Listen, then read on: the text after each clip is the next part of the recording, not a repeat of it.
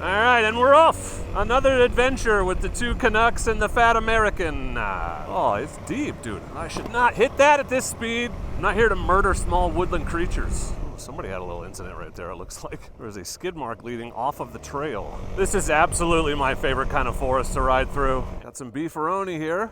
No calves. Go that way. See, when I was here in May, there was a box truck on this road. Oh, loosey-goosey, bro. Loosey-goosey, bro. Yeah, I repeat myself. It's hard to come up with things to say when you're doing this. The bolt hole would clench up so tight we could make diamonds out of coal. Very pleased with this DRZ build. Oh, that's like the 5th time I've jumped this. Man, both sides suck. Okay, well, you can't do both. You're gonna have to pick one. I think we go through the lava flow at the end of this section. All the lava rock you could possibly want. Pretty cool.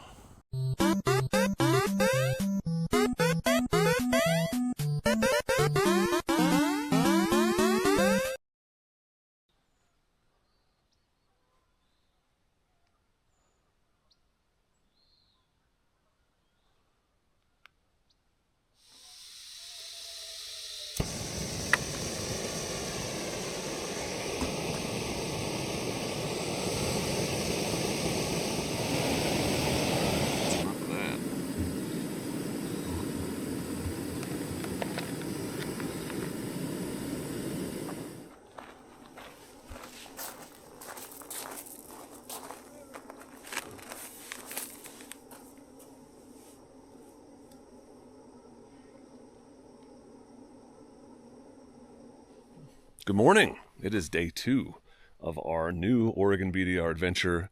We are at Thompson Reservoir. There it is. Approximately 200 miles into the route. So we did all of section 1 and literally exactly half of section 2. Thompson Reservoir is 60 miles in a 120-ish mile section. So this morning on to Chemult, and then we will tackle section 3. My guess, and I'm not making a prediction because I'm not going to jinx us, but my guess is we will make it through section 3 today and finish Sunriver area. The second half of this is very fast. It's 60 miles, but if it takes us 2 hours, I'd be shocked. But I have not seen the first part of section 3, so that'll be really fun. New section 3 since they revamped it. So that'll be the only part of the route that's like truly new to me on this trip. So I'm eager to see what that looks like and then get to Sunriver. Yeah, but camping here, great times. Enjoying it and eager to get on the trail this morning. And before we go, I just want to say thanks to the sponsor for today's video, which is Quad Lock. And I want to invite you to play Follow the Bouncing Phone on my bike today as we go through questionable terrain. You'll notice that my phone is completely safe.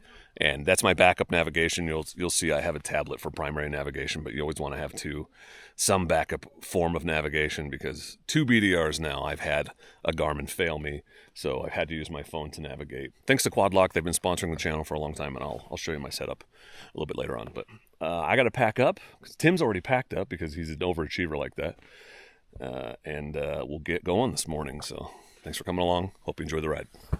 Okay. Geared up, ready to go. It's 8 a.m. exactly, and we are departing the beautiful Thompson Reservoir. Highly recommend this spot. There's a pelican right there. Lots of geese, lots to see. And we're literally the only ones here other than one group. So Timmy's raring to go. Jay's here. We're gonna hit the fast gravel that takes us there. The little bit of sandy shenanigans at the end. And we're gonna hope I have enough gas. Should be good. This will be the first real test of this 3-gallon tank though, because if I had the stock tank, I wouldn't make it because we'll be at 140-ish miles by the time we get there, 135.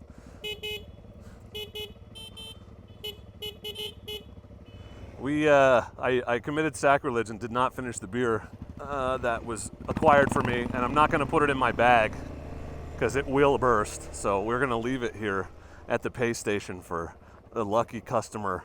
There we go, beauty. All right, and we're off. Another adventure with the 2 Canucks and the fat American. This first section, real fast, real fast. Look out, you ground squirrel moron. They zigzag right in front of you, they're dumb.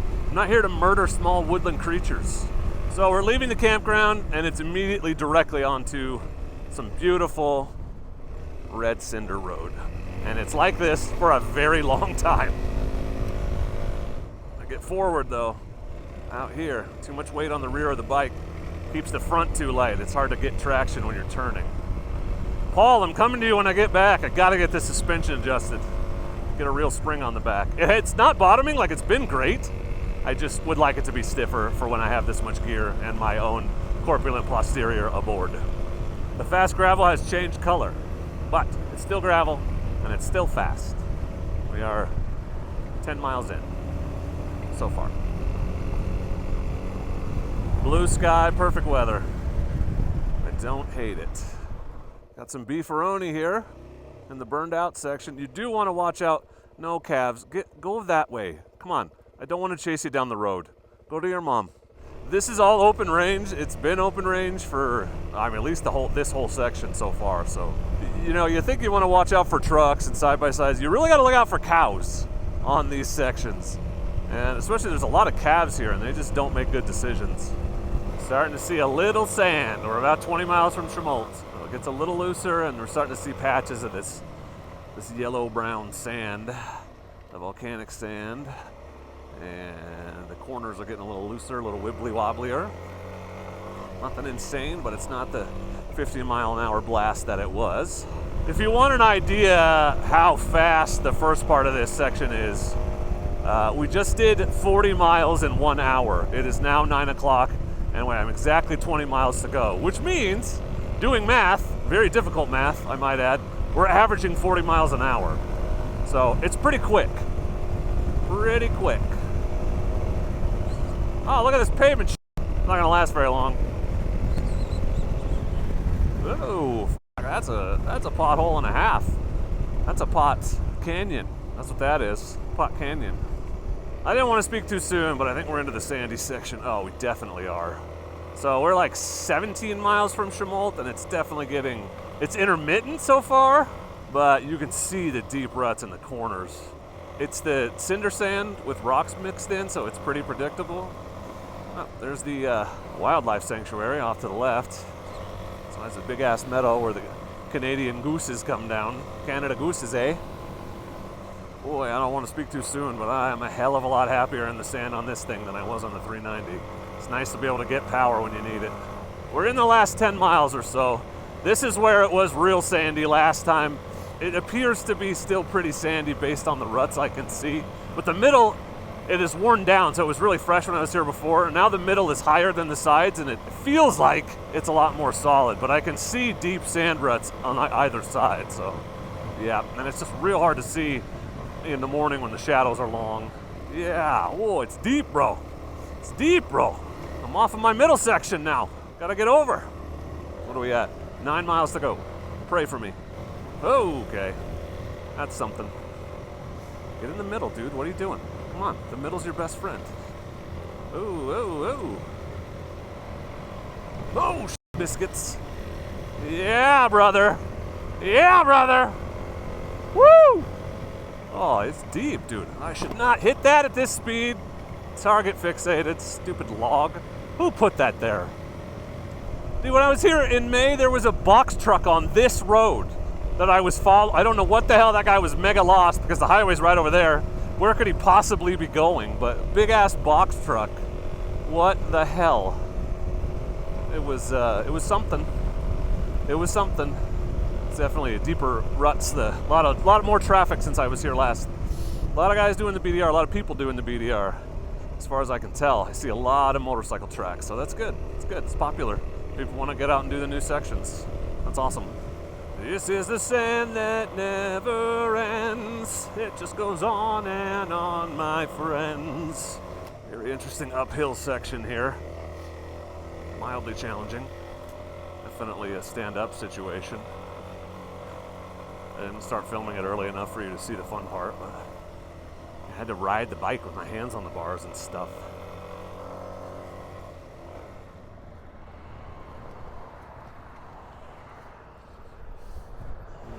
Welcome to Chemult. We did that in hour 40, 100 minutes, 60 miles. Pretty good for a BDR section, half a section, but you know. Chemult's got a few things, restaurant, motel, and a pilot, which is where I'm headed because I need a gasohol. Muy bado. Well, delicious breakfast burrito, refilled the water, got some gas, and we're headed into uncharted territory because the first 50 miles of this section I've never ridden.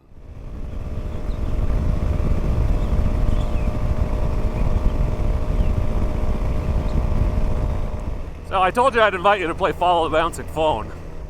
So my quad lock is holding my phone quite securely on this washboardy, terrible road and dampening the vibration so that my camera is not negatively affected, which is a big concern for people, especially off-road riders. We get a lot of vibration, a lot of jostling, and the vibration dampener under this just eliminates most of that. It just absorbs it.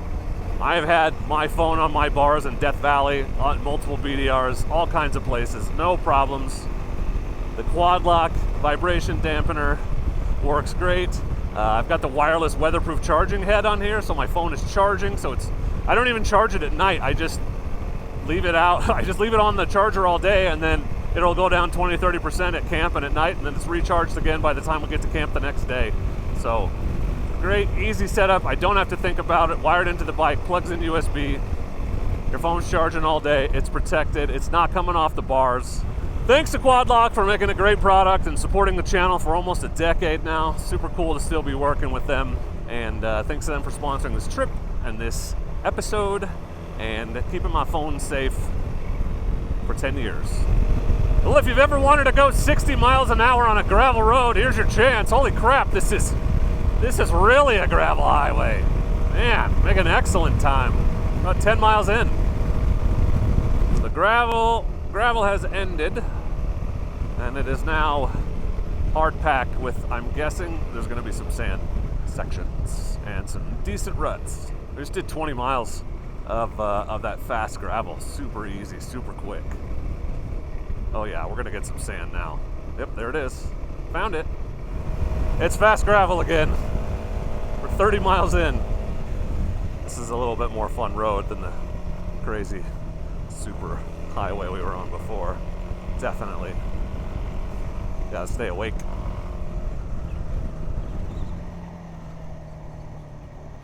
There's some massive tank traps on this road. They're insane. Like, you gotta keep your head up for sure.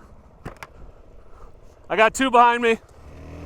Like 4 feet deep out of nowhere. And because there's another one. That one's not as bad. But like, because the gravel is black, you can't see it. Especially if it's in the shadow. Here's another one. Holy shit, dude. That could mess up your day if you were not looking and you went into that full speed. Oh, man, seriously. They're all like right at the top of a hill too, so you can't see it until you're there. I'm gonna go just a little slower. There we go. Now we got some good shit. Some rocky, sandy shit. Oh yeah. Now we're in Central Oregon, boys. Now we're in Central Oregon. This is more what I was expecting out here, honestly. This is very much like how the OHV trails are out here. Oh man, right back on the Cinder Road. Okay, well that was a fun diversion. This is absolutely my favorite kind of forest to ride through. This kind of road where it's twisty and has some ups and downs, it's kind of fun and challenging. The grip's real predictable. This red cinder is great. There are a few sandy patches, so maybe not a 10 out of 10, but pretty fun. And you can move pretty quick. Amazing out here. It's beautiful. You got manzanita and pine trees. We are about halfway through Section 3. The beginning of old Section 3 was not that fun. There was a big sand wash that I didn't get stuck in it, but duck fan definitely went down. Well, that's a lie. It was fun. There was fun. There were some not fun parts. I would say 10% of it was like butt puckering sand and stuff, and then there were a bunch of gates you had to open, but it was out on the plain, up in the high desert more than this is the forest. And then you would get into this at the end. There was a lot of red cinder, and you went up Pine Mountain and all that to come in the back way to Olali, but definitely it's way less interesting than the old Section 3. It's just been really fast, which is fine, because it means the first 3 sections are pretty easy for people that want to come and maybe do part of a BDR. I will say, if you're looking for easy, I would stop at the end of, I would stop at Bend, but if you would need a section number, I would stop at the end of 3, because the second half of 4 gets a little bit more challenging. Very pleased with this DRZ build. The goal was to basically recreate everything I liked about the 300 Rally, but with DRZ power, and it feels exactly like it. 3.3 gallon tank, the windscreen's providing the same amount of protection, but I've got way more power and torque than I did. It's honestly better on the highway people are like, the sixth gear, which is great for like cruising, but you can't accelerate in it, you know? But at 70, it's really tolerable.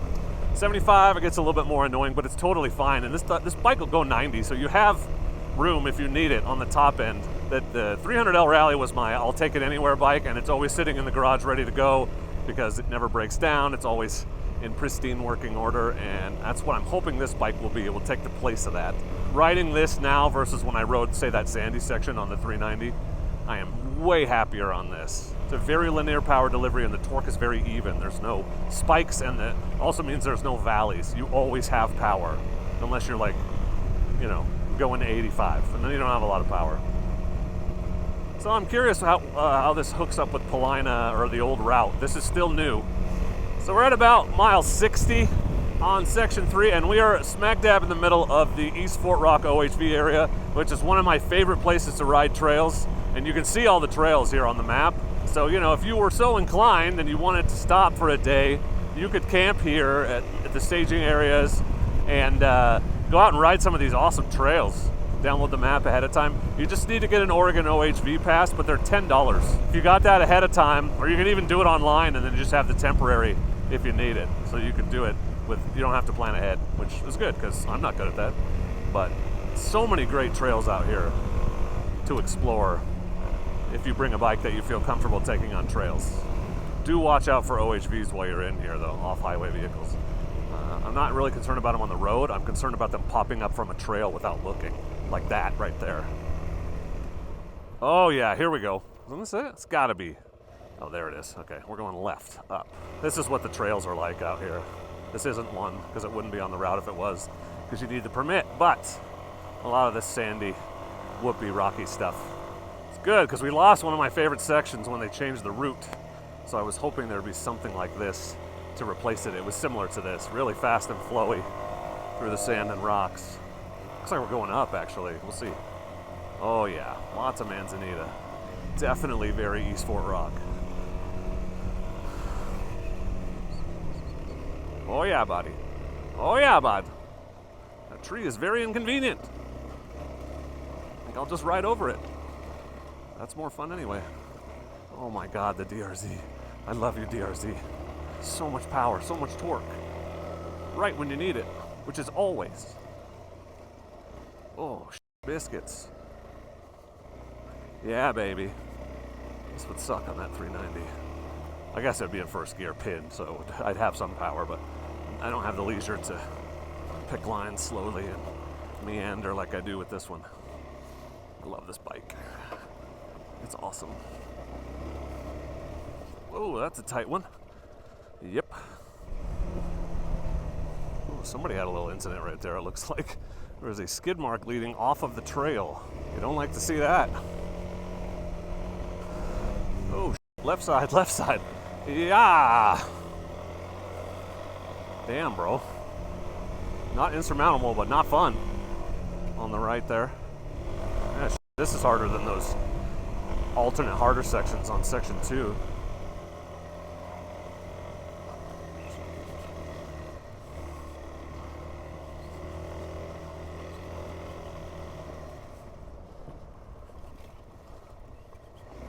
Oh, too much turn, not enough lean.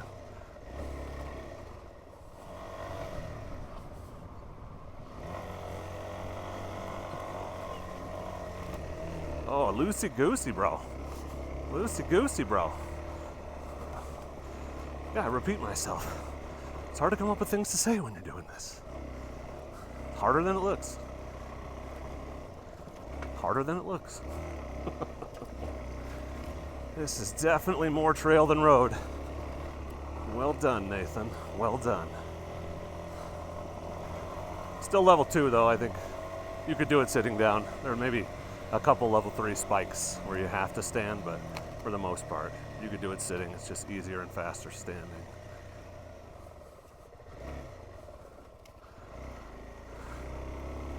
Definitely not a lot of full-size rigs coming down here with all that Manzanita encroaching. Okay, 29-mile mark. We hit the old section of the BDR because the Paulina turnoff is right here. So unless they've changed something else here, I know the rest of it, and it's fun. Looks like a Honda to me. 300L? Oh, it could be. No, it's a 450. That's a 450. I think this is the luge section, if I remember right.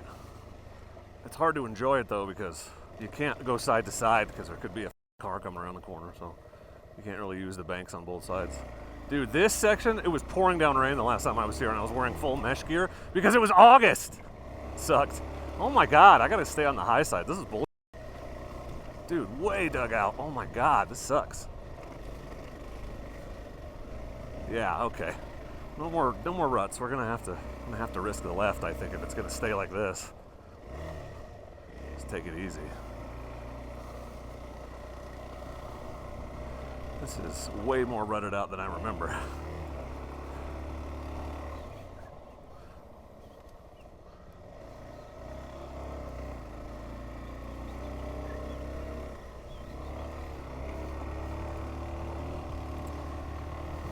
But the advantage of it pouring down rain that day was there was no one else out here. No, that wasn't the last time I was on this section. Second to last time. Last time I had the messed up pannier racks, and every time I hit one of these water bars, my butthole would clench up so tight we could make diamonds out of coal. So many good memories on the Oregon BDR. I really do. Into some legitimate sand here. And the ruts are still deep as hell. This road needs to be graded desperately. Need to be on the high side, but unfortunately, I have to stay to the right. It's a little bit more challenging after Paulina Lake. You've got a lot more level 2. So you'll blast through the first 2/3 and then really 3/4, and then the last quarter will slow you down some. Not crazy hard, just definitely more. You have to pay attention and go a little slower. At least I do. Oh yeah, sandy corner.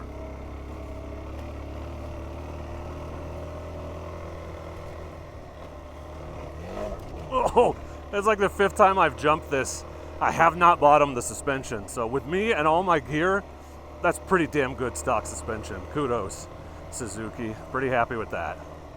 Pretty happy with that. A lot of fun water bars on this one. And a lot of them are right before straight stretches, which is nice. So you can slow down if you need to before the corner. And look, even this one.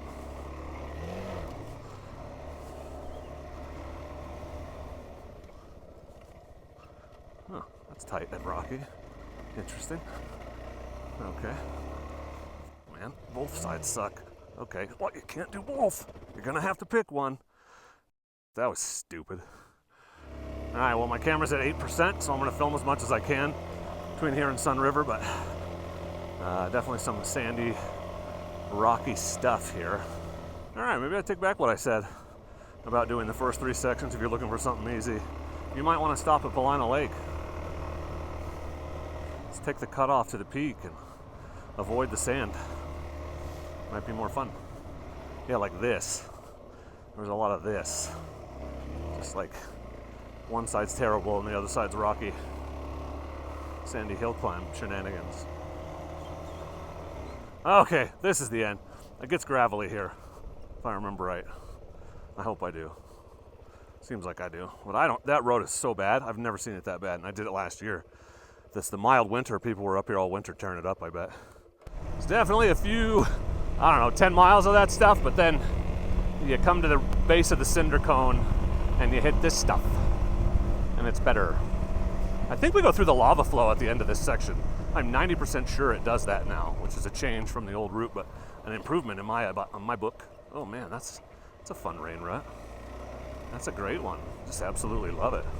So it'll be cool to show you that when we get there. Oh my God, this road, geez, it's better than the sand, but it's not in good shape.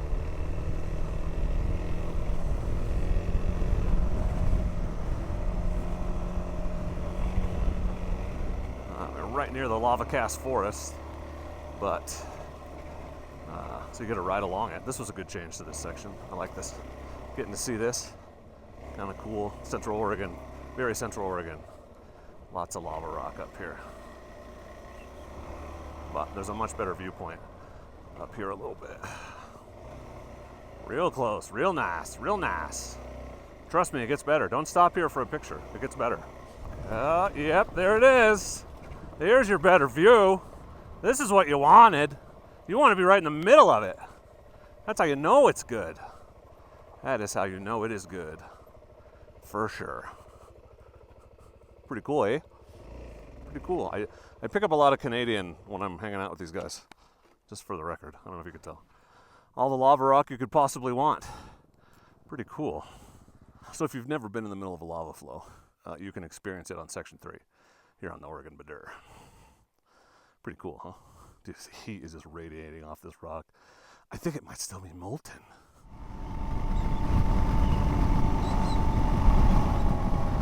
Free tires, holy shit. What a deal. Just like on the side of the road, not even near a house. Someone just left them there. That's called dumping garbage, even if you put a sign on it. I don't think that excuses it. Welcome to beautiful Sunriver, Oregon, home of the Sunriver Resort and the end of Section 3 of the Oregon BDR, which means it is 2 p.m. and we've done a section and a half today in 6 hours.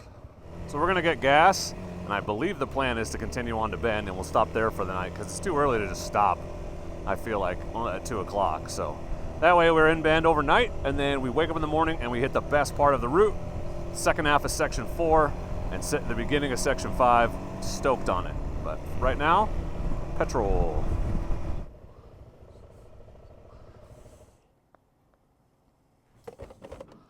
So Tim found somebody's registration on the trail. It just like he had a little box and it fell out. So we're gonna go to Bend and drop it off at his house. And we're gonna skip the Sunriver to Bend section because, to be honest with you, it's not great. And it's a straight shot to Bend from here. We're gonna blaze up there. We're gonna grab a motel for the night, get some shower, get some shit charged, and have dinner with Grace Pacey. So let's see what happens. Thanks again to Quadlock for sponsoring this video and this adventure. Put a link in the description for you. And thanks to all of you for watching and subscribing and following along. And thanks to Tim and Jay for being here. And look, Tim exists. And most importantly, please do not forget to be excellent to each other. Oh, thank you. Excellent!